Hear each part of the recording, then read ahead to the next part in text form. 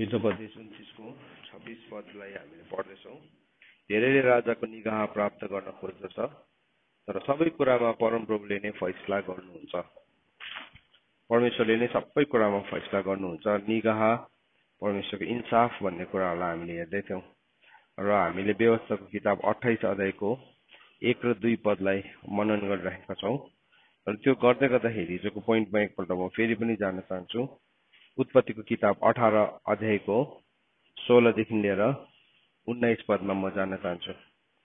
त्यहाँ चाहिँ परमेश्वरले अब्राहमको विषयमा के भन्नुभयो? अब्राहम चाहिँ एउटा ठुलो र शक्तिशाली जाति बन्नेछ र त्यसद्वारा नै पृथ्वीको सबै जातिले आशिष पाउनेछ। उत्पत्तिको किताब 12 अध्यायको 2 र 3 को आशिषलाई डोर्यायो, प्रभुले डोर्याउनु भयो अनि भन्नुभयो कि त्यो चाहिँ आशिषित हुन्छ र आफ्ना छोराछोरीलाई र घरानालाई धर्म र न्याय गरेर परमप्रभुको मार्ग पालन गर्नलाई आज्ञा दियोस् भनेर मैले त्यसलाई छानेको छु। परमेश्वरले हाम्रो जीवनको छनौटभित्र हामी सबैजनाको लागि हो। यो चाहिँ जेनरल कलभित्र आउँछ। अथवा जसरी घर बनाउँदाखेरि, जुनै पनि घर बनाउँदाखेरि पहिला के खन्नुपर्छ? फाउन्डेसन खन्नुपर्छ, जग खन्नुपर्छ। जग बिनाको घर हुन्छ? हुँदैन। यो चाहिँ के हो? परमेश्वरको धार्मिकताको, परमेश्वरको राज्यको फाउन्डेसन हो हरेक कुरामा।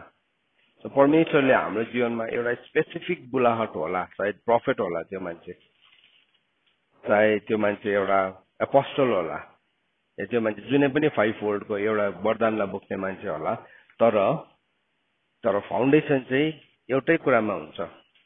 मतलब फाउन्डेसनको त्यही सिद्धान्त छ, 3 वटा कुरा छ जसको पनि जीवनको, जुनै पनि चाहे तपाईँ प्रभुलाई विश्वास गरेर फुल टाइम सेवाकाई गर्ने व्यक्ति होस् या तपाईँ एउटा विश्वास मात्रै गरेर बस्ने मान्छे होस्, तरै भए पनि यो 3 वटा कुरा चाहिँ छैन भने चाहिँ तपाईँलाई प्रभुले चिन्नुहुन्न, हामीलाई प्रभुले चिन्नुहुन्न। आई डोन्ट नो यु भन्नुहुन्छ। त्यो कुरा चाहिँ के रहेछ भन्दाखेरि चाहिँ प्रभुले के भन्नुभयो? 18 अध्यायको 16 देखि 19 पदसम्म मैले पढ्दैछु। यहाँ त्यहाँ के भनेर लेखेको छ भन्दाखेरि चाहिँ प्रभुले भन्नुभयो, पृथ्वीका त्यसले आफ्ना छोराछोरीहरू घरानालाई धर्म र न्याय गरेर परमप्रभुको मार्ग पालन गर्न आज्ञा दियोस् भनेर। छोराछोरी र घरानालाई चाहिँ सिकाउनु पर्छ यो कुरालाई। अब्राहमले सिकाएको कारणले गर्दाखेरि के भयो? अब्राहमको घरमा भएको 318 जना छोराछोरी त थिएन, अब्राहमको छोरा पनि थिएन, छोरी पनि थिएन, तर उसको वरिपरि जो थियो उसले तिनीहरूलाई नै के गर्यो? सिकायो। सो कतिजना मान्छे चाहिँ एकदम बुद्धि लगाइहाल्छ, खै अब्राहमको त छोरी नै छैन त भन्न थालिहाल्छ फेरि। तर अब्राहमको घरमा 318 जना गोठालाहरू थियो, ट्रेन्ड मान्छेहरू थियो, तालिम पाएका मान्छेहरू थियो। अनि त्यो तालिम पाएको मान्छेहरूलाई चाहिँ के गर्यो? अब्राहमले सिकायो अनि उनीहरूले गएर लडाईँ पनि गर्न सक्यो। प्रस्थानको किताब उत्पत्ति 14 को 13 पदमा हामी भेटाउँछौँ। तिनीहरूले गएर के गर्यो? राजाहरूलाई हरायो। सोच्नुहोस् न, एउटा घरमा काम गर्ने मान्छेले चाहिँ राजाहरूलाई हराउनु भनेर सक्छ? आर्मीलाई हराउनु सक्छ? सक्दैन थियो नि। तर कस्तो चाहिँ तालिम दिएको थियो होला, इभन आर्मीलाई पनि हरायो। भन्नुको मतलब उनीहरू सबै एरिया अफ लाइफमा के भएको थियो? निपुण थियो, ट्रेन थियो इन अल एरिया अफ। उनीहरूले तरवार चलाउनु पनि जान्दथ्यो, उनीहरूले निर्माण गर्नु पनि जान्दथ्यो, उनीहरूले युद्धको रणनीति पनि थाहा थियो, उनीहरू गोठालाहरू पनि थियो। So they could do anything. यति साह्रो बेसी सिकाएको थियो। तर कसरी चाहिँ त्यस्तो एउटा मान्छेले त्यस्तो मल्टी ट्यालेन्टलाई सिकायो भन्दाखेरि चाहिँ त्यो चाहिँ के कुरामा छ भन्दाखेरि चाहिँ धर्म, न्याय र परमेश्वरको मार्ग है। परमेश्वर यो 3 वटा कुरा चाहिँ सिकेको छ भने चाहिँ नि त्यो मान्छे चाहिँ जहिले पनि सफल हुन्छ। जहाँ गयो भने पनि सफल हुन्छ।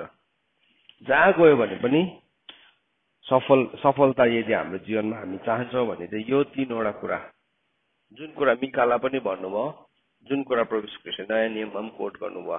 मिकाको किताबमा लेखेको छ, तिमीले के गर्नु? न्याय गर्नु, दया देखाउनु, परमेश्वरसँग नम्र भएर हिँड्नु। आज नम्र भएर हिँड्ने पुस्तै छैन।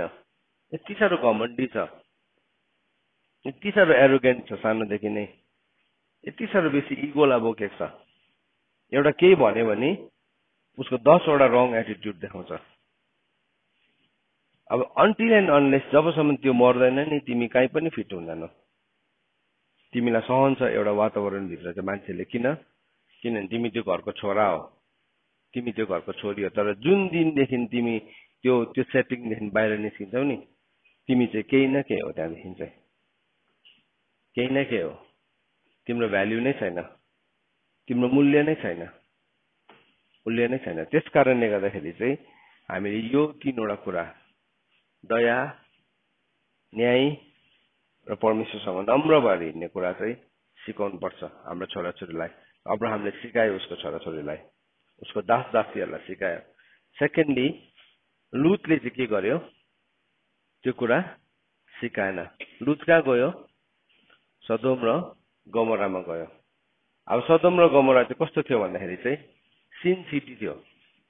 सिन सिटी भनेको चाहिँ कस्तो भने नि, कसैले कसैलाई केही पनि भन्दैन, कसैले कसैलाई केही पनि भन्दैन। यस्तो रमाइलो हुन्छ त्यस्तो सहर चाहिँ। तिमी पाप गर, तिम्रै खुसी, तिमी नराम्रो खाऊ, तिम्रै खुसी, तिमी ढिट हो, तिम्रै खुसी, म चलाउँदिन तिमीलाई, मलाई पनि नचलाऊ, त्यतिकै, तिमी ढिट भइबस, तिम्रै खुसी। सो सदोम र गमोरा चाहिँ त्यस्तो थियो। पाप गर्दा पनि कसैले केही भन्दैन थियो। सो के गर्यो, एकदमै त्यति बेलाको मोस्ट ह्यापनिङ सिटी थियो, एकदमै नाम चलेको प्रसिद्ध फेमस हाइटेक सहर थियो। अन्त के भयो, त्यहाँ गयो अनि के भयो, कहिले पनि सिकाएन आफ्नो छोरीहरूलाई। के गर्यो, दामी दामी चिज किनिदियो, जे भन्यो त्यही।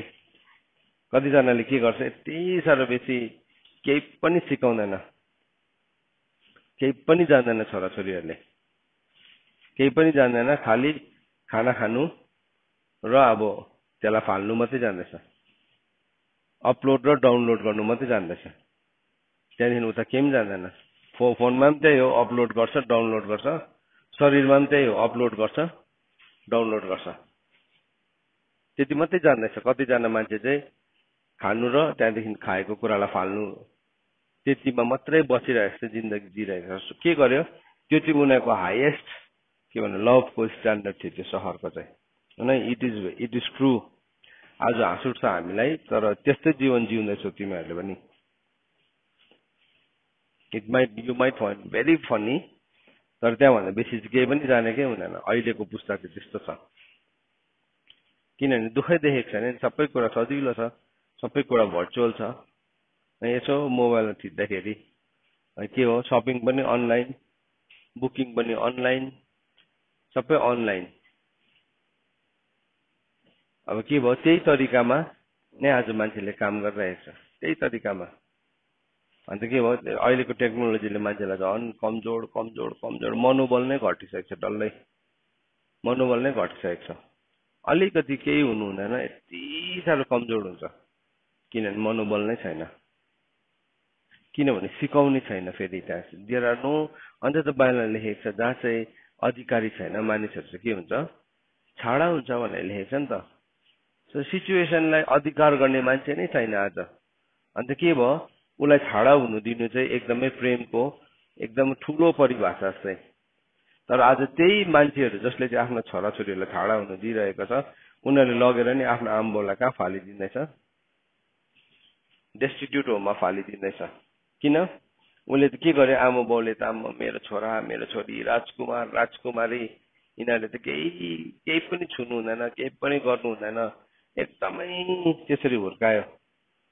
त्यहाँदेखि बादमा गएर के भयो, आमा बाउ पनि यसो हेऱ्यो, उसको जीवनमा बाधा हो यो मान्छे त मेरो।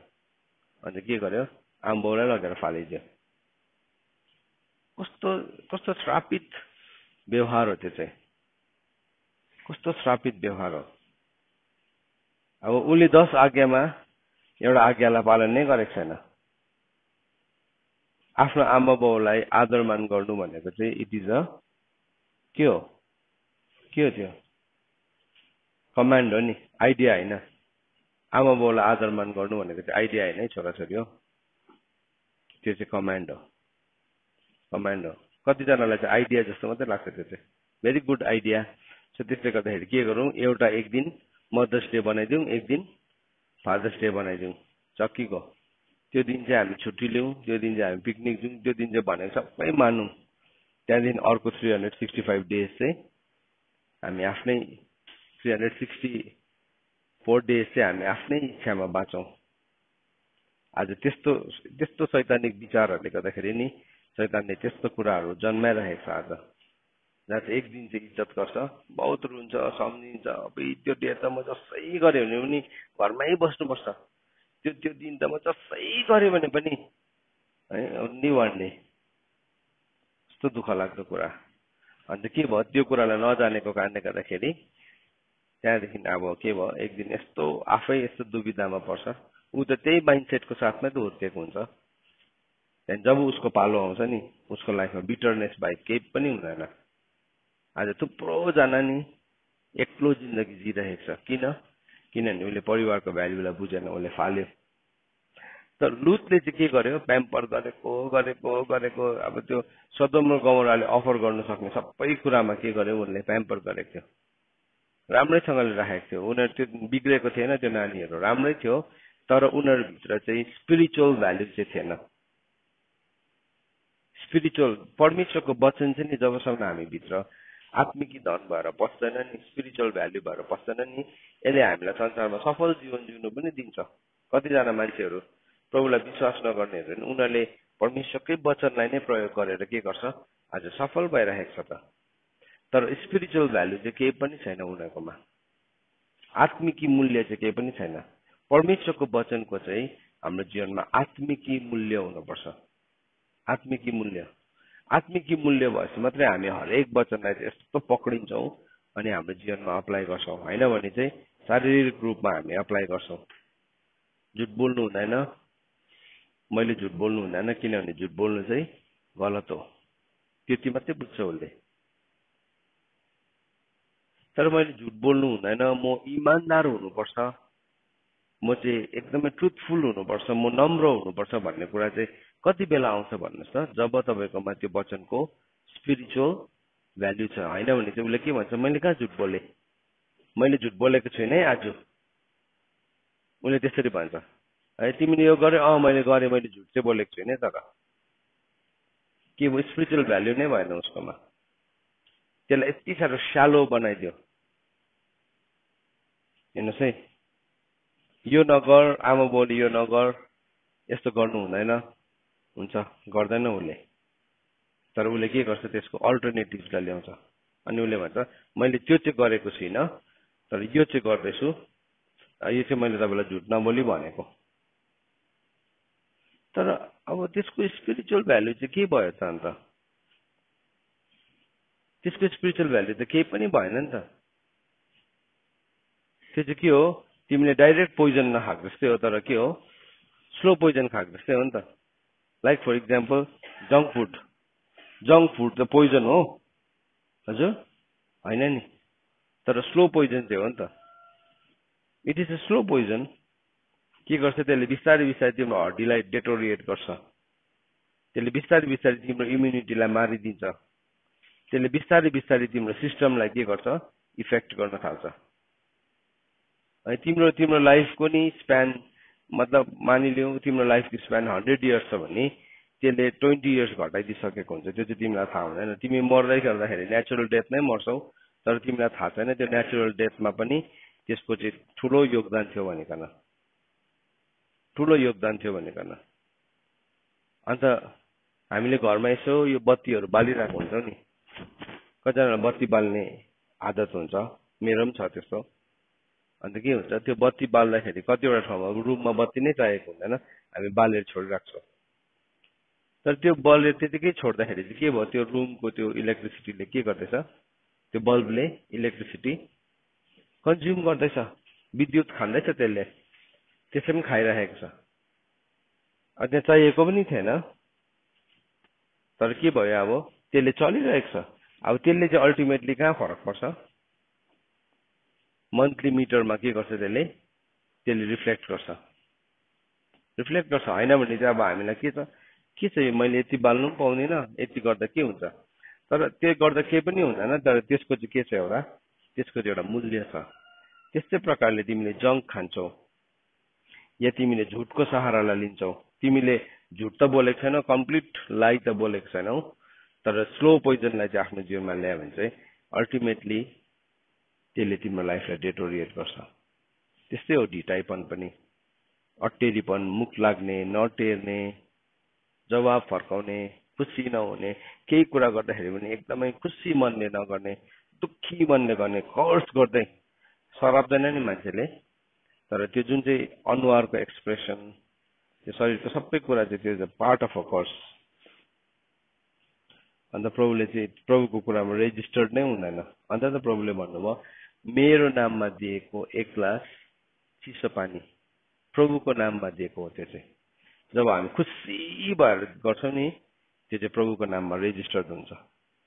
तर गनगनको साथ गर्छौ नि त्यो चाहिँ के भयो, तिमीले पर्वत नै बोक्यो होला नि, पर्वत नै मुभ गर्दै होला, तर रेजिस्टर्ड नै हुँदैन। त्यो चाहिँ रेजिस्टर्ड नै हुँदैन,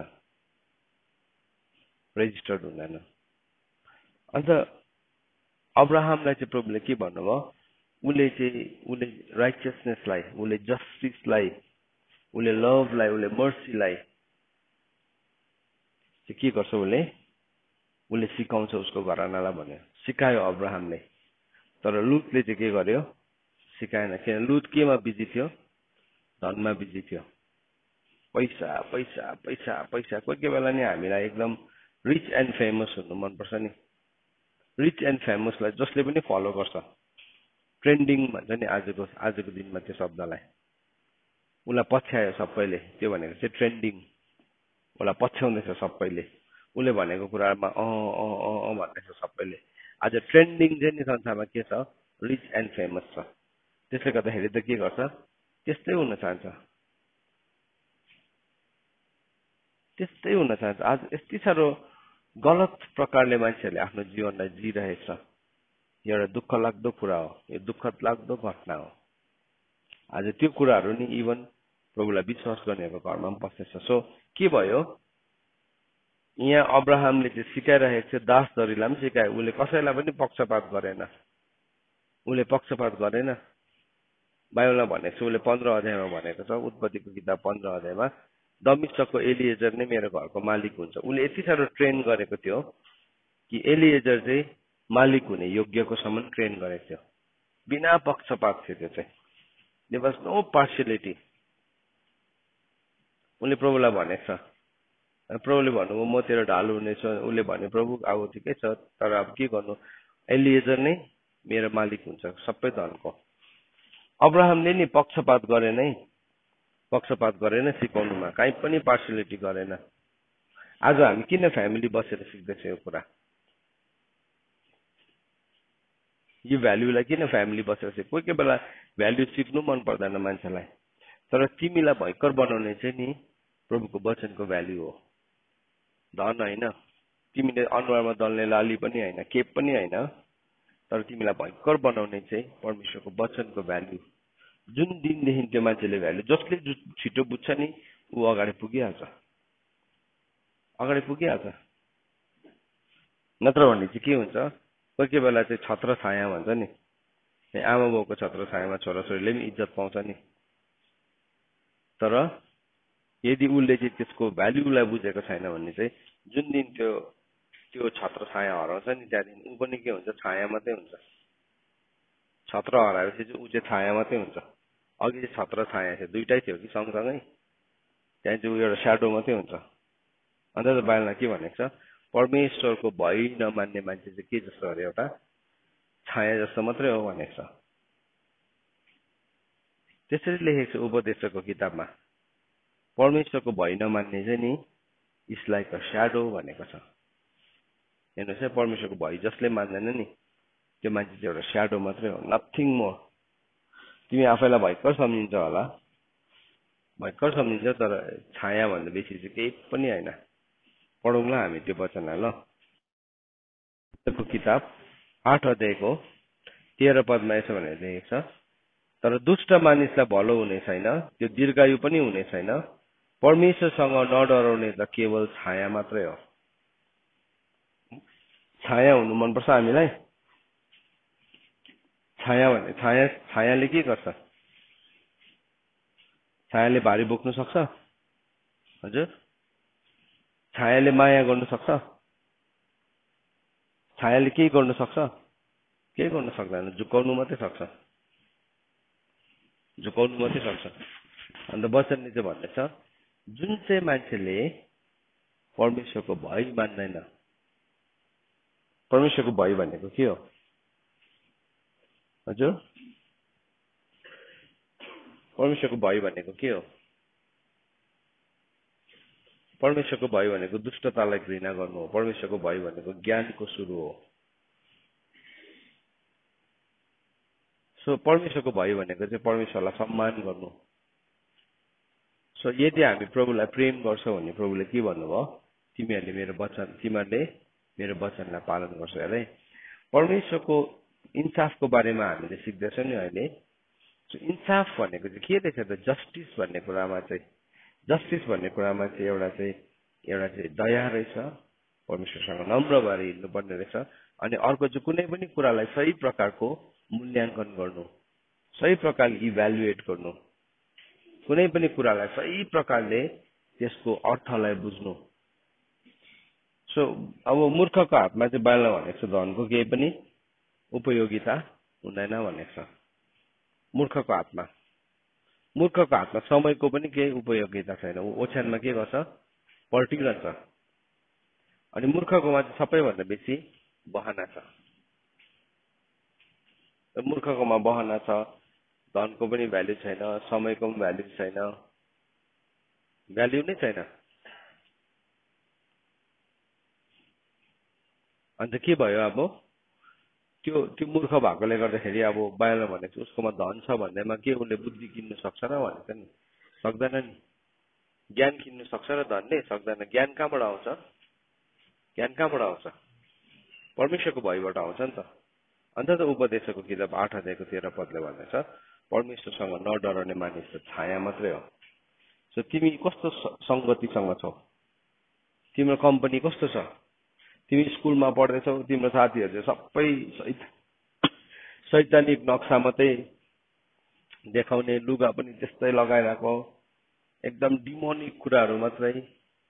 अनि तिमी चाहिँ त्यस्तोसँग साथी भयो भने के हुन्छ हजुर? तिमी पनि त्यस्तै हुन्छौ, किन उसलाई त परमेश्वरको केही भय नै छैन। उसले त परमेश्वरलाई इज्जत नै गर्नु जान्दैन। अनि तिमी चाहिँ त्योसँग फ्यासिनेटेड भएर के भयो? तिमी त्यसको पछाडि लाग्दैछौ। तिमीले जज गर्नै सकेनौ, तिमीले तौलिनै जानेनौ, तिमीले कुनै कुरालाई मूल्याङ्कन गर्नै जानेनौ। सो यहाँ परमेश्वरको वचनले चाहिँ हामीले यो कुरा सिकाउँदैछ है।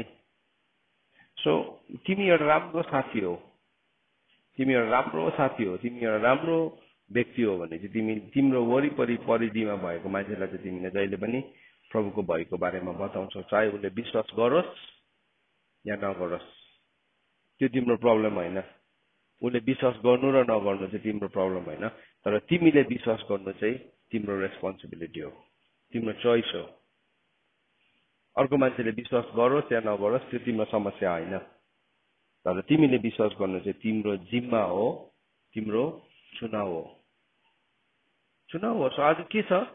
मान्छे लजाउँछ प्रभुको बारेमा भन्नु, तिमीले यो किन नगरेको? अब हामी चाहिँ साहसी छ भने चाहिँ सिधै भन्छ प्रभुको वचनले नगर भनेको छ, त्यसले गर्दाखेरि म गर्दिनँ भनेर। भइगयो त एन्सर। अन्त भन्नु हुनेको हो त्यो चाहिँ परमेश्वर हो नि त। तिमीले किन नगरेको भन्दाखेरि चाहिँ परमेश्वरले नगर भनेको छ र मैले गरिनँ। तर अब हामी के गर्छौँ?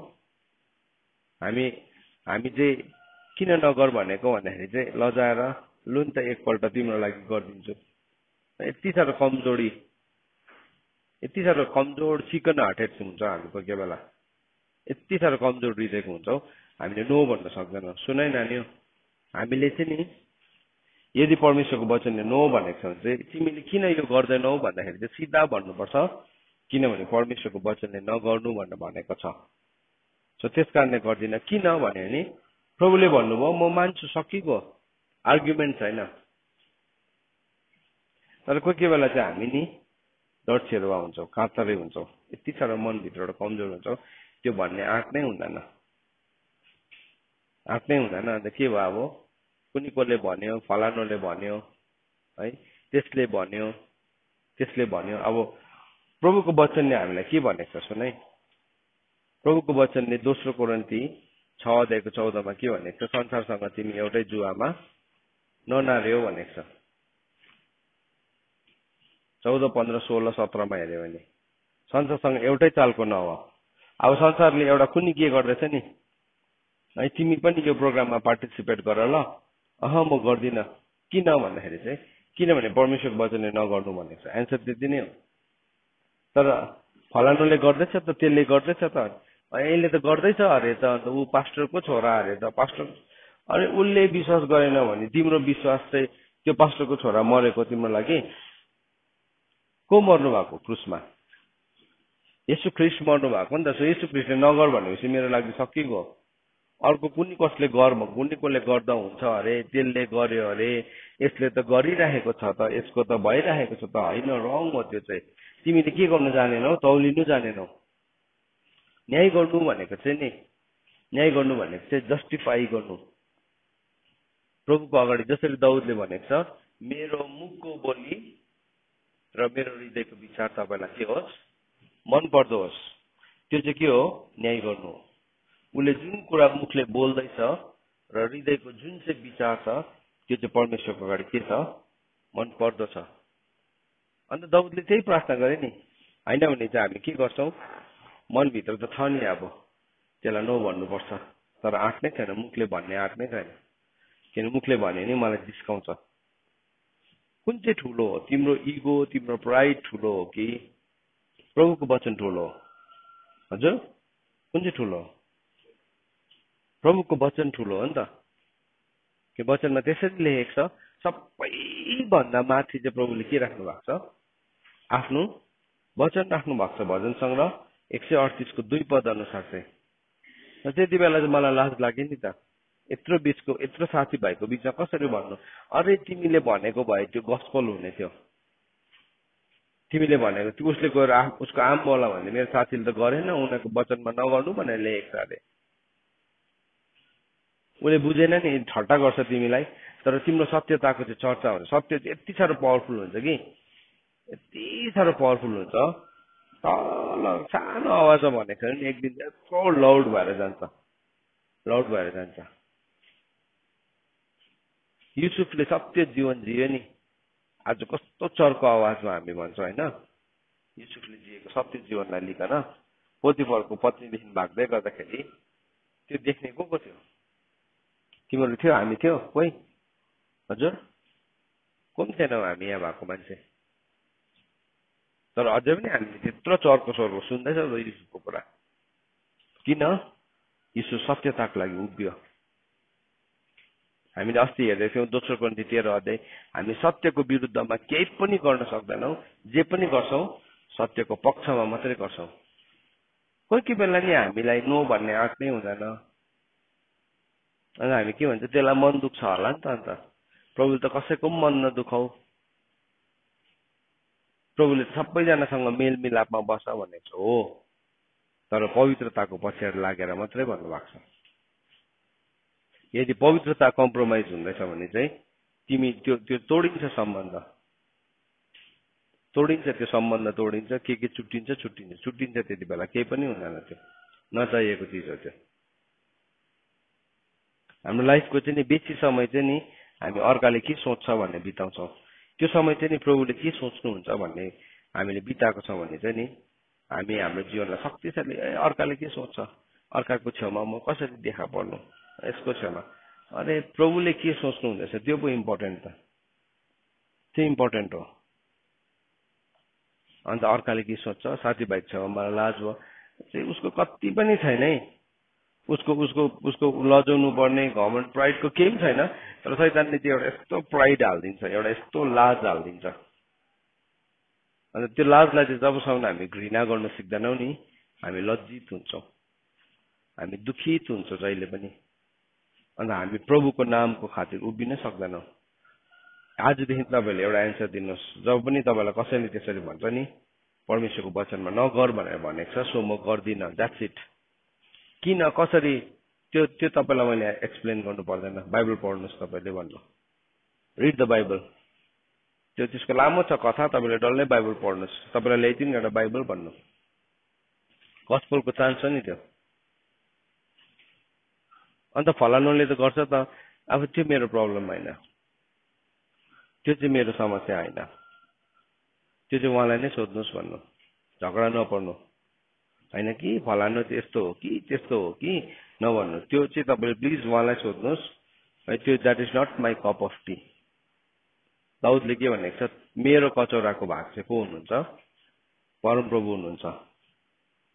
मजाको कुरा गरेको छ दाउदले, तपाईँ चाहिँ मेरो कचौराको भाग हुनुहुन्छ। सो जब पनि मान्छेले फलानुले गर्छ त, अन्त त्यसले त्यस्तो गर्छ त, उसले त्यस्तो गर्छ त भन्दाखेरि चाहिँ त्यो चाहिँ तपाईँको काम होइन, त्यसलाई एक्सप्लेन गरिरहने, त्यसलाई बुझाइरहने चाहिँ तपाईँको काम होइन। त्यो चाहिँ किचा कुकुरको कान पक्रेको जस्तै हो। बाटोमा हिँड्ने कुकुरको कान पक्रिनु भने के हुन्छ, टोक्छ नि, त्यसले टोक्छ। अनि त्यो अर्काको कुरामा हात हाल्ने मान्छे चाहिँ त्यस्तै नै लेखेको छ, अर्काको कुरामा हात हाल्ने मान्छे चाहिँ बाटोमा हिँड्ने कुकुरको कान समातेको जस्तै हो। अन्त फलानुले गर्छ त, त्यसले गर्छ त होइन है। एउटा इक्जाम्पल म देखाउँछु। हिजो बेलुका हामीले हाम्रो फ्यामिली डिभोसनमा यो वचनलाई सिक्दै थियो, अनि यो कुरालाई मैले अलिकति सेयर पनि गरेको थिएँ, तर आज म तपाईँहरू सबैजनासँग सेयर गर्न चाहन्छु। उत्पत्तिको किताब 20 अध्याय हेर्नुहोस्। अब्राहमले नै गरेको गल्ती पनि देख्छौँ फेरि हामी यहाँ। अब एउटा राइचियस म्यानले नै गरेको गल्ती, ऊ बनिँदै जान्दै थियो, तर हामीले चाहिँ यो गल्तीहरू दोहोऱ्याउनु पर्दैन, किनभने अलरेडी बाइबलमा लेखेको छ र हामीले यो गल्तीद्वारा चाहिँ सुधार्नु गर्नु। यो चाहिँ हाम्रो लागि मिस्टेक गर्नु पर्दैन, हामी मिस्टेक हुनु पर्दैन, हामीले चाहिँ सुधार्न सक्छौँ। उत्पत्तिको किताब 20 अध्यायलाई तपाईँले पढ्नुभयो भने अब्राहमको पत्नी चाहिँ अबिमेलेकले लगेको छ। अनि अबिमेलेकले लाँदाखेरि चाहिँ के भयो, अबिमेलेकको घरमा चाहिँ के भयो, एकदमै बेसी के दण्डहरू आउन थाल्यो, गाह्रो हुन थाल्यो। अनि परमेश्वरले चाहिँ अबिमेलेकलाई सपनामा देखा पर्नु भयो, सपनामा देखा परेर प्रभुलाई च्यालेन्ज गर्नुभयो। अनि यसरी लेखेको छ 20 अध्यायको 4 पद, 20 अध्यायको 4 पददेखि हामी यहाँ पढ्दैछौँ। यहाँ के भनेको छ, अबिमेलेक अहिलेसम्म साराको नजिक गएका थिएन, यसै कारण तिनले भने, हे प्रभु, के तपाईँ निर्दोष जनलाई पनि मार्नुहुन्छ? अब यहाँ यतिकै पढ्दाखेरि बुझ्दैन चाहिँ 3 दिन पर्छ। तर राति सपनामा अबिमेलेक कहाँ आएर परमेश्वरले भन्नुभयो, हेर, त्यस स्त्रीलाई झिकाएर ल्याएको हुनाले तँ मर्नेछस्, किनभने त्यो अर्काकी स्वास्नी हो। अबिमेलेक अहिलेसम्म साराको नजिक गएका थिएनन्, यसै कारण तिनले भने, हे परमप्रभु, के तपाईँ निर्दोष जनलाई पनि मार्नुहुन्छ? तिनी मेरो बहिनी हुन् भनी त्यस मानिस आफैले मलाई भनेको थिएनन् र अब ती स्त्रीले पनि तिनी मेरा दाजु हुन् भनी भनेको थिएनन् र मैले यो काम आफ्नो शुद्ध विवेक र निर्दोष हातले नै गरेको हुँ। अनि परमेश्वरले तिनलाई सपनामा भन्नुभयो, हो, मलाई यो कुरा थाहा छ कि तेरो शुद्ध विवेकले यो तैँले गरेको होस् र तेरो विरुद्धको पापबाट तँलाई जोग्याउने पनि म नै हुँ। यसैले त त्यसलाई छुन मैले तँलाई दिइनँ। अब त्यस मानिसको स्वास्नी फर्काइदे, किनभने त्यो एक अगमवक्ता हो र त्यसले तेरो निम्ति प्रार्थना गरिदिनेछ र तँ बाँच्नेछस्। तर त्यसलाई फर्काइदिनस् भने यो कुरा याद राख कि तँ र तँसँग भएको सबै कुराहरू निश्चय मर्नेछ। अब अनि अबिमेलेक सबेरै उठेर आफ्नो सबै भाडादारहरूलाई बोलाएर सबै कुरा बताइदिए। तब ती मानिसहरू साह्रै डराए। अब अबिमेलेकले अब्राहमलाई बोलाएर भने, तपाईँले हामीलाई के गर्नुभयो? मैले तपाईँको के बिगार गरेको थिएँ र तपाईँले म र मेरो राज्यमा यति ठुलो पाप ल्याउनु भयो? तपाईँ मसित गर्नु नहुने काम गर्नुभयो। अबिमेलेकले फेरि अब्राहमलाई भने, के सम्झेर तपाईँले मसित यस्तो काम गर्नुभयो? अब्राहमले भन्यो, किनकि मैले त सोचेको थिएँ यस ठाउँमा परमेश्वरको डर कसैलाई छैन। अब यहाँ हेर्नुहोस् है, अब्राहमले चाहिँ के सोचेको थियो अरे, त्यो ठाउँमा चाहिँ कोही मान्छे पनि प्रभुसँग डराउँदैन भनेर चाहिँ उसले सत्य बोलेको थिएन रहेछ। यहाँ भर्स 11 मा हेर्नुहोस्, उसले के भन्दैछ, मैले त सोचेको थिएँ।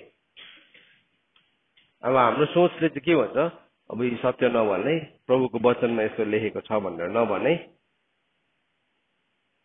उसले त त्यस्तो सोचेको थियो अरे। अब हो, त्यस्तो शैतानले चाहिँ के गर्छ, त्यो सोच चाहिँ कहाँबाट आएको हो?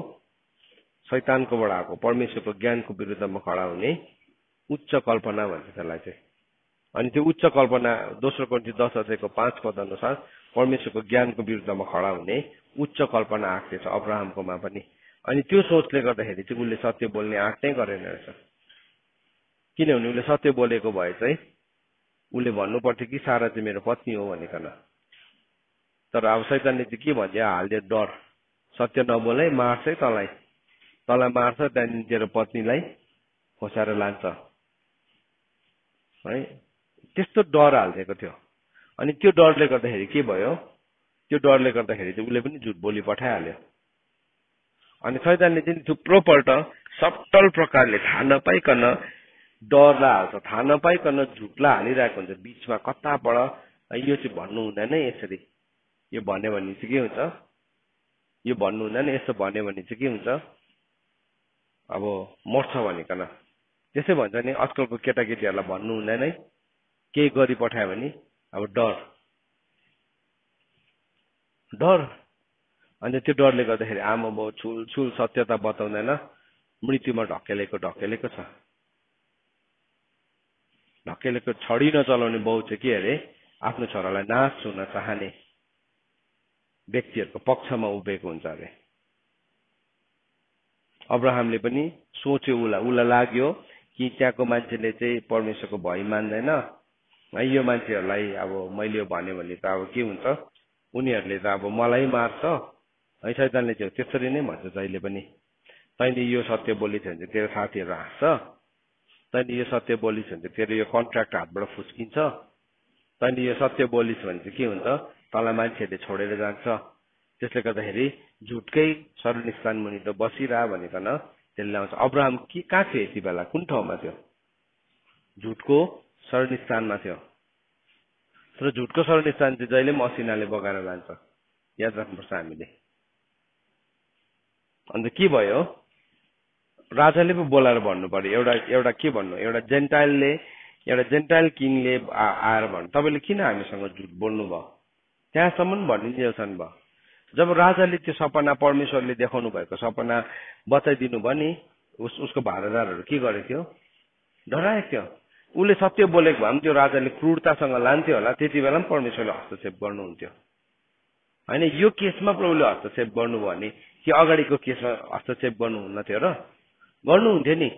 तर यो केसमा परमेश्वरले हस्तक्षेप गर्दाखेरि अब्राहम चाहिँ निर्दोष चाहिँ भएन, फेरि उसकोमा एउटा सानो खोट लागिहाल्यो। तर उसले सत्यता बोलेर नि परमेश्वरले हस्तक्षेप गर्नुभएको भए चाहिँ के हुन्थ्यो, सद्रक मेशक अबेदनको जस्तै त्यो फायर प्रुफ भएर निस्किन्थ्यो। अन्त त्यसले गर्दा चाहिँ हामीले परमेश्वरको जजमेन्टलाई माग्नुपर्छ, किनभने परमेश्वरको जजमेन्टले चाहिँ हामीलाई फायर प्रुफ बनाउँछ। परमेश्वरको जजमेन्टले चाहिँ नि हामीलाई फायर प्रुफ बनाउँछ।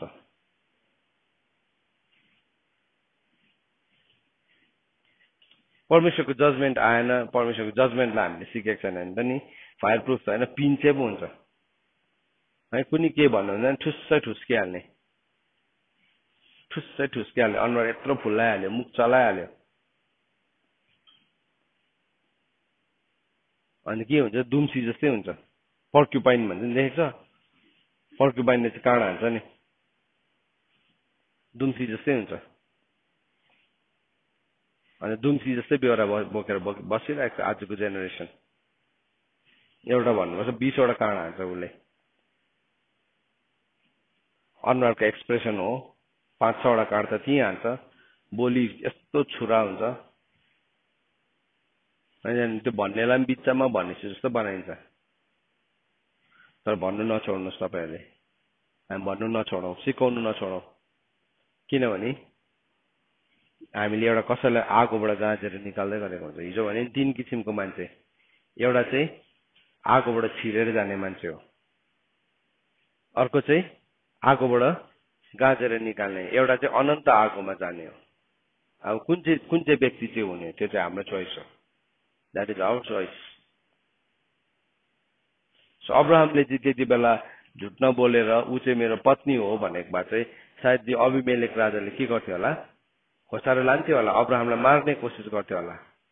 तर त्यति बेला जुन कुरा अब्राहमको जीवनमा मेनिफेस्ट हुन्छ नि, त्यो चाहिँ अझै शक्तिशाली हुन्थ्यो, अझै शक्तिशाली। अबिमेलेकको नजरमा चाहिँ नि अब्राहमलाई चाहिँ उसले धर्मी मान्छे चाहिँ देखेन। प्रभुले भन्नु पर्यो अब त्यसलाई नै गएर प्रार्थना गरी माग, त्यो चाहिँ अगमवक्ता हो भनिन्जेलसम्म भयो। नत्र भने चाहिँ अब्राहमको जीवनमा त्यो सामर्थ्य देखेको भए चाहिँ नि उसले थाहा पाउँथ्यो कि अब्राहम चाहिँ एउटा अगमवक्ता हो भनेर थाहा पाउँथ्यो। आज थुप्रो अगमवक्ताहरू किन चिनिँदैन? किनभने झुटको शरणस्थानमा बसिरहेको छ, सत्य बोल्ने आँट नै छैन। अनि आँट नै नहुँदाखेरि के भयो? अब सत्य बोल्दाखेरि एक्लो हुन्छ नि त मान्छे। तपाईँले सत्य बोल्नु थाल्नुहुन्छ नि, यु विल बी अलोन। तपाईँलाई मन पराउँदैन मान्छेले साह्रै, किनभने सत्यताले चाहिँ के गर्छ? झुटलाई जहिले पनि देखाइदिन्छ। सत्यले चाहिँ जहिले पनि झुटको पर्दाफास गरिदिन्छ, झुटको पर्दाफास गरिदिन्छ। बाइबलमा के भनेको छ? नोहको धर्मी जीवनले चाहिँ त्यति बेलाको पुस्तालाई चाहिँ के देखाइदियो अरे? तिनीहरू चाहिँ अधर्मी छ, झुटा छ भनेर देखाइदियो अरे। त्यसले गर्दाखेरि नोहलाई कसैले पनि मन पराउँदैन थियो। नोहको राइचियस लाइफले चाहिँ नि अरू सबै उसको अरू मान्छेहरू चाहिँ अधर्मी छ भन्ने देखाइदियो अरे। बाइबलमा त्यसरी लेखेको छ दोस्रो पत्रुसमा। नोहको लाइफले चाहिँ त्यो रिप्रेजेन्ट गरिदियो अरे। तिम्रो धार्मिकताको ज्योतिले, तिम्रो सत्यताको ज्योतिले चाहिँ नि अर्काको गलत कुरालाई पनि एक्सपोज गरिदिन्छ। तर नोहको पक्ष चाहिँ कसले लियो? परमेश्वरले लिनुभयो। 8 जना अब नोहको कारणले गर्दाखेरि मात्रै उसको परिवार बाँचेको थियो। भर्सेस सम्पूर्ण पृथ्वी थियो। सोच्नुहोस् न, हामी जस्तो खेदोमा होइन, एउटा मान्छे भर्सेस सम्पूर्ण पृथ्वी अर्कोपट्टि। तर सत्यता त हार्दैन रहेछ नि कहिले पनि। सत्यता त कहिले पनि हार्दैन रहेछ, कहिले पनि हार्दैन रहेछ। उसले त्यो जहाज बनाउँदै थियो, उसले त्यो जहाज बनाउँदै गर्दाखेरि के भयो? सबैजना आएर हाँस्यो। सबैजना आएर के गर्यो? ठट्टा गर्यो। तर के भयो? अब त्यो ठट्टाले गर्दाखेरि नोह हल्लेन, अलिकति पनि हल्लेन। किनभने उसले बुझेको थियो, नोहले पनि बुझेको थियो। जुन कुरा अब्राहमले बुझेको थियो नि, त्यो कुरालाई नोहले पनि बुझेको थियो। अब्राहमको ग्रेट ग्रेट ग्रेट ग्रान्डफादर्सको लिस्टमा आउँछ नि त नोह। अन्त के भयो? अब त्यो नोहले के गर्यो? उसले पनि इन्साफ गर्यो, दया देखायो, परमेश्वरसँग नम्र भएर हिँडिरह्यो। बिल्डिङ द आर्क लामो टाइम थियो, एउटा लामो समय थियो। त्यो चाहिँ के थियो? परमेश्वरसँग नम्र भएर हिँड्नु। कति चाहिँ ठट्टा पायो, यो मान्छेले प्रभु आउँछ भनेको, जल प्रलय आउँछ भनेको, यसले बनाएको काठ नै मकिनु आँटिसक्यो, खै त जल प्रलय भएको के हो? यो जल प्रलय भन्ने शब्दको अर्थ के हो? ठट्टा बनाएको थियो होला। मान्छेको चाहिँ के भएको थियो? अब हरेक गल्लीहरूमा चाहिँ उसकै ठट्टा हुन्थ्यो होला। है देखि त्यो बाजे क्या हाँस्दछ है, यत्रो लामो दारी भएको है, यत्रो कुनी के बनाएको छ, जल प्रलय हुन्छ अरे भनेको छ, बनाएको छ। तर एक दिन नि उसको धार्मिकताको एउटा यस्तो मेच्योरिटी लेभलमा पुग्यो, उसको धार्मिकताले गर्दाखेरि चाहिँ त्यति बेला सारा संसार नै दोषी ठर्यो अरे। त्यसरी लेखेको छ दोस्रो पत्रुस भेटाए त्यो वर्ष। त्यसरी लेखेको, उसको धार्मिकताले चाहिँ सारा संसारलाई नै दोषी ठहरायो भने।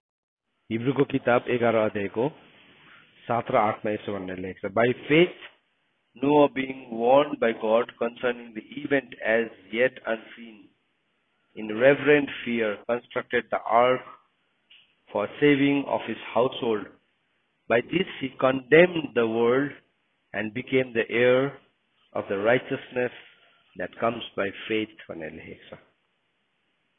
सो नोहले चाहिँ विश्वासद्वारा चेतावनी पाएपछि जुन घटना अहिलेसम्म पनि घटेको थिएन, त्यो घटनाको लागि परमेश्वरको एकदमै सम्मानपूर्वक भएद्वारा उसले चाहिँ के गरे अरे? उसले एउटा जहाजलाई तयारी बनाए अरे, अनि उसले आफ्नो घरानालाई बचायो, अनि यसद्वारा चाहिँ उसले संसारलाई दोषी ठहरायो भनेको छ। And became the heir of the righteousness that comes by faith.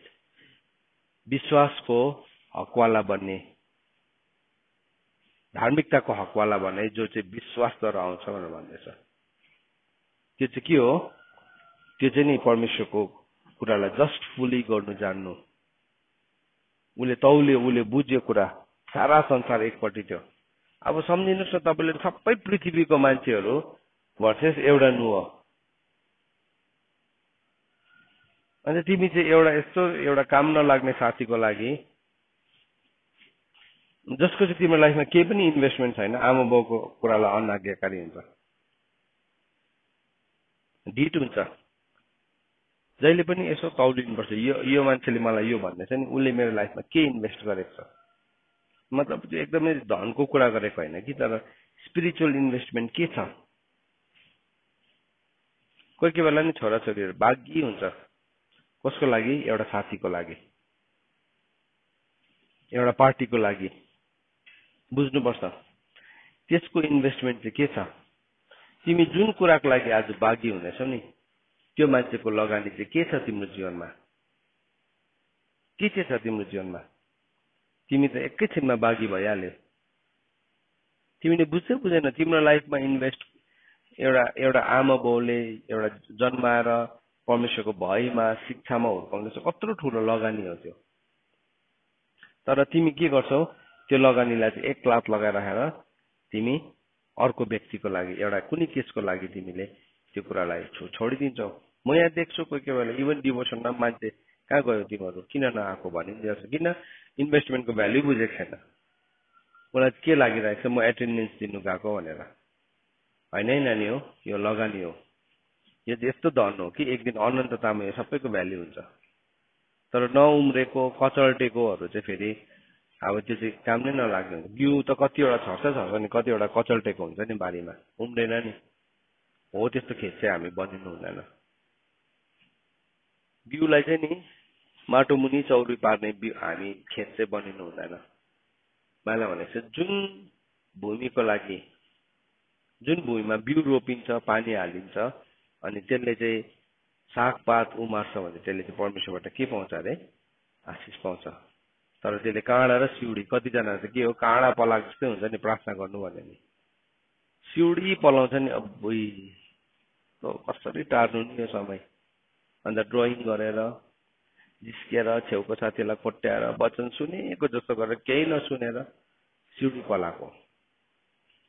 सिउडी पलाउनेको चाहिँ बाइबलमा के भनेको छ, त्यसमाथि चाहिँ आगो आउँछ भनेको छ। आगो आउँछ, डढेलो लाग्छ भनेको छ। हिब्रूको किताब 6 अध्यायको कुरा गरेको मैले। हिब्रूको किताब 6 अध्यायको 6-7 पदमा लेखेको छ त्यो कुरालाई।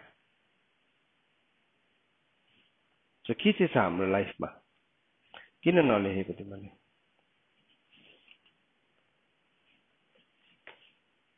के चाहिँ छ आज हाम्रो जीवनमा, त्यसको भ्याल्यु के छ हाम्रो जीवनमा? केही भ्याल्यु छैन। जस्ट अन्त के भयो, लु प्रार्थनामा बसौँ, लु प्रार्थना गरौँ भने त्यसलाई कसरी त्यो समयलाई चाहिँ टार्नु।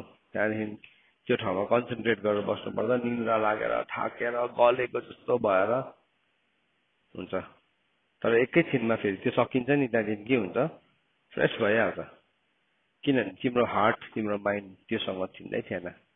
त्यो चाहिँ तिम्रो लागि एकदमै फरेन एलिमेन्ट थियो। त्यो चाहिँ काँडाको जस्तै भइरहेको थियो, काँडा पलाएकोहरू चाहिँ त्यस्तै हुन्छ। अनि त्यसको लागि चाहिँ हामीले रिपेन्ट गर्नुपर्छ, ट्रु रिपेन्टेन्स गर्नुपर्छ, साँचो पश्चाताप गर्नुपर्छ। यदि हामीले साँचो पश्चाताप गरेन भने नि एक दिन त्यो खेतको न्याय हुँदाखेरि चाहिँ त्यो डढेलोमा पर्छ, डढेलोमा पर्छ। तर साँचो पश्चातापले चाहिँ कुराहरूलाई बदलाउन सक्छ, कुरालाई बदलाउन सक्छ। एक दिन 2 जना छोरा थिएछ, एउटालाई जेठालाई गएर भन्यो, मेरो आज खेतमा गएर काम गर्दै के भन्ने जेठाले, म जान्दिनँ भन्यो। अनि त्यहाँदेखि अर्कोलाई भन्यो, अर्कोले के भन्यो, हुन्छ म जान्छु भन्यो। जेठाले चाहिँ जान्छु भन्यो तर गएन। कान्छाले चाहिँ के भन्यो, जान्दिनँ भन्यो तर गयो। एउटाले चाहिँ जान्छु भन्यो गएन, अर्कोले चाहिँ जान्दिनँ भने गयो। अनि प्रभुले सोध्नु भएको छ, अनि कुन चाहिँले चाहिँ आशिष पाउँछ, कुन चाहिँले चाहिँ निगाह पाउँछ? अनि सबैले एन्सर दिन्छ त्यो जान्दिनँ भनेर जानेले। त्यस्तै तिमीहरू भन्दा अगाडि चाहिँ नि तिमीहरूले जसलाई हाउडै सम्झेको छौ, व्यर्थको सम्झेको छौ, तिनीहरू चाहिँ परमेश्वरको राज्यमा पस्छ भन्नुभयो। आज कतिजना चाहिँ नि यो अभिमेलेकको परिवारहरू जस्तै हो, सत्यता नबुझेर उनीहरू गलत काम गरिरहेको छ, उनीहरूलाई भनिदिने कोही छैन। तर सत्यता बुझ्नेहरू चाहिँ चुपचाप बसिरहेको छ। किनभने परमेश्वरको न्यायलाई नबुझ्दाखेरि चाहिँ त्यो हुन्छ। जस्ट फुल कुराहरूलाई नबुझ्दाखेरि चाहिँ नि हाम्रो जीवनमा प्रभुको कुरा भन्ने बित्तिकै काँडा पलाउँछ। त्यो चाहिँ भयानक हो। परमेश्वरको वचन अनुसार चाहिँ त्यो ठाउँमा चाहिँ आगो आउँछ एक दिन। अन्त तपाईँलाई भनेपछि धोकामा नपर। यो वचनलाई पढ्छु ल लास्ट। यो वचन हिब्रूको किताब 6 अध्यायलाई हामी पढौँ। 6 अध्यायको 7 अनि 8 पद। सो यहाँ के भन्दैछ? हिब्रूको किताब 6 अध्यायको 7 अनि 8 पद। त्यहाँ के भनेर लेखेको छ? जुन जमिनले बारम्बार वर्षाको पानी पाउँछ र जसको निम्ति जोतिएको हो तिनीहरूको निम्ति मनपर्ने सागपातहरू पैदा गर्छ भने त्यसले परमेश्वरको आशिष पाउँछ। तर त्यसले काँडा र सिउँडीहरू उमार्यो भने त त्यो बेकम्माको भई परमेश्वरको श्राप त्यसमाथि पर्छ र त्यसको अन्त अनन्त डढेलो हुन्छ। जुन कुराको लागि रोपेको हो त्यसले सही कुरा उमार्यो भने त आशिष नै पाउँछ भन्दैछ। तर काँडा र सिउँडी चाहिँ के हो? बहनाहरू हो, फिक्री हो। काँडाले के देखाउँछ? संसारको बोझ, संसारको फिक्री। कतिजना के हुन्छ? यति साह्रो बेसी फिक्रीमा छ। किनभने उसले परमेश्वरको वचनलाई स्थान नै दिएको छैन। अन्त उसलाई के हुन्छ? अरूलाई हेऱ्यो, आफूलाई हेऱ्यो, आफू त जहीँको त्यहीँ, अर्को त कहाँ। यति साह्रो फिक्रीले छोप्यो उसलाई। किन? उसले चाहिँ संसारको कुरा मात्रै हेर्दैछ। तर यदि त्यो खेतले चाहिँ नि असल बिउहरू उमार्न थाल्यो भने परमेश्वरको आशिष आउँछ भनेको छ नि त। त्यसमा आइहाल्छ। सुनेको अनुसार चाहिँ उसले उमार्नु थाले आशिष आइहाल्छ। अन्त ऊ कहाँ के भयो? न त यताको न त उताको, कताको हो?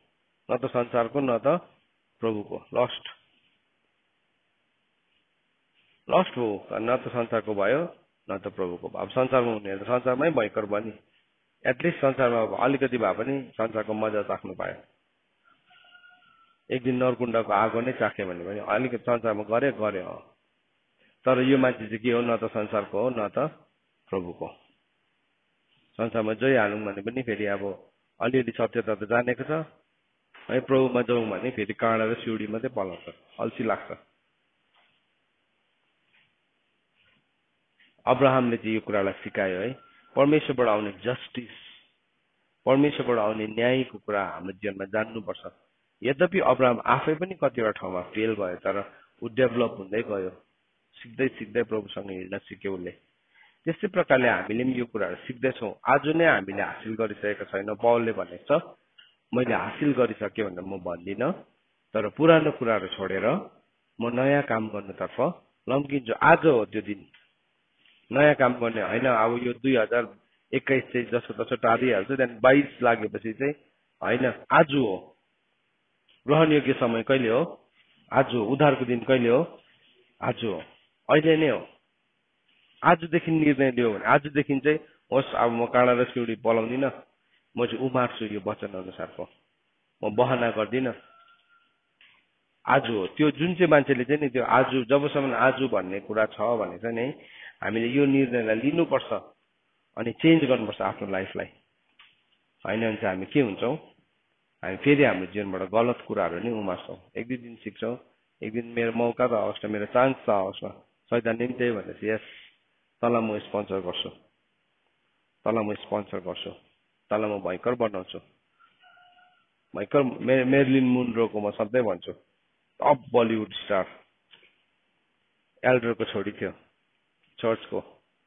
के भयो? बाउको शिक्षासँग अल्छी लाग्यो होला, चर्चको शिक्षासँग। त्यहाँदेखि के भयो? एकदम यङ उमेरमा ऊ बलिउड गयो, हलिउड गयो। अनि के भयो? टप भयो। 22 वर्ष हो कि कति वर्ष पुग्दा त उसले त अब उसको गाउँमा, उसको सहरमा नभएको संसारमै सबैभन्दा डरलाग्दो नाम कमायो। तर त्यसको केही वर्ष बाद मर्यो। शैतानले स्पोन्सर गर्छ त हामी, भयङ्कर बनाइदियो। तर एक दुई दिनको मात्रै थियो, एक दुई दिनको मात्रै। किनभने त्यो चाहिँ सुटिङ स्टार हो, राइजिङ स्टार होइन। सुटिङ स्टार चाहिँ चुइँ माथि जान्छ, चुइँ झर्छ पनि फेरि। जुन चाहिँ स्पिडमा काट्छ त्यसै झर्छ। तर बाइबलमा चाहिँ के भनेको छ? जबसम्म तिमी भित्र त्यो बिहानीको तारा उदय हुँदैन।